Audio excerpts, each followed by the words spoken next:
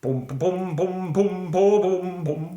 Boom, boom, boom, boom, boom, boom. Rotating Eiffel Tower. Boom, boom, boom, boom, boom, boom. French flags everywhere. Boom, boom, boom, boom, boom, boom. Alive in our Paris office. Boom, boom, boom. Croissant. Tonight in the Sidestream Media, we'd like to bring you a Breaking Bad news story as the hit show is likely to continue under the name Breaking Yalla Bad. Yalla Bad? Shouldn't it be like Yalla Bad? Or like Yalla Bad? Yalla Bad. It's fine, it just sounds like a cheap remake of a Pakistani La La Land. Okay. Yalla Bad. Oh.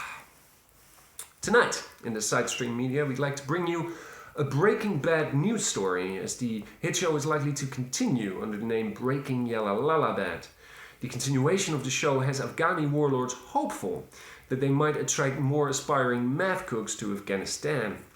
Meth cooks are in high demand in Afghanistan ever since the country was hit by a serious methamphetamine boom.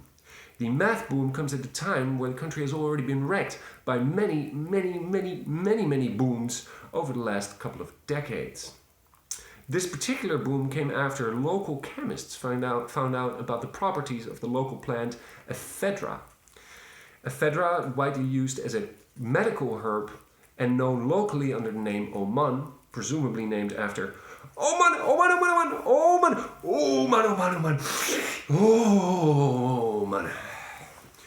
Oman provides a cheap and accessible source of the chemical ephedrine, which is used in the production of methamphetamines. Afghani authorities have also reported a steep increase in the seizure of the drug, going from almost nothing in 2008 to almost 1,000 kilos in 2019. A speed only matched by the musical genre happy Dutch hardcore, a music genre that answered once and for all the question what happens to your music industry if you let methamphetamine swim freely through society for a decade or so. And trust me folks, the results are not pretty. What? Yeah, it's essentially just a plant-based speed, yeah. What? I don't know if it's organic. You want to have it locally produced. Look man, if you want to be a heavy drug user and want to be an environmentalist about it, then you just gotta draw a line in your speed and move there. What? I don't know if they have avocados in Afghanistan, but look man, I'm just gonna continue this quick, okay? Talk about this later. The Taliban has said that they will tax both the production and the traffic of methamphetamine. This has led to some questions as it's unclear how Taliban religious fundamentalist principles relate to drug money. But a smuggler tied to the Taliban has said to the BBC, "We are at war. It's okay for now. We will ban it when time is right." True to form, as the Taliban is famous and prides itself on the strict separation between religious fundamentalist principles and warfare. But not only in Afghanistan has this drug popped up. Afghani meth has popped up all around the world, including places like Saudi Arabia, South Africa, and Australia.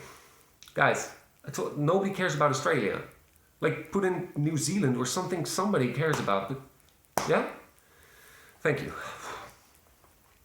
The South African network of people who use drugs, a name given by the gemeente IJmuiden, has said that the amount of Afghani meth has indeed increased in South Africa. The South African Network of People Who Use Drugs is an organization that was started in 2016 and officially announced in 2020. Because acid. The South African Network of People Who Use Drugs was announced as part of the National Drug Master Plan, or as they call it in the Netherlands, Amsterdam Dance event. But not only in South Africa has the Afghani meth made waves, also in Sri Lanka, where the Sri Lankan Navy has reported that it has seized large amounts of Afghani meth. This created a lot of surprise and shock worldwide because most countries were not aware yet that the Sri Lankan Navy could actually float. Now, dear viewers, this is a serious story. And if you look into it, it's a tragic story. But we wanted to bring it to you because we wanted to shed a light on the tragic intersection between the war on terror and the war on drugs. Neither which of wars were particularly brilliant at their inception, but where the two come together, they create a specific, awe-inspiring level of awfulness. So, not to leave you on too of a low note, we'd like to bring you a little bit of a lighter story to end with. A story about massive election fraud. Massive election fraud has been reported in New Zealand as the Kiwi Puku received almost 1,500 illegal votes in the New Zealand favourite national bird competition. The Kiwi Puku has not responded to the allegations yet, but is expected to tweet later in the day. Election officials have said that when all the legal votes are counted, it is likely that the new New Zealand national favourite bird will be the Biden Joey, even though Donald Trump has announced it will come with a legal challenge as soon as Rudy Giuliani has re-solidified.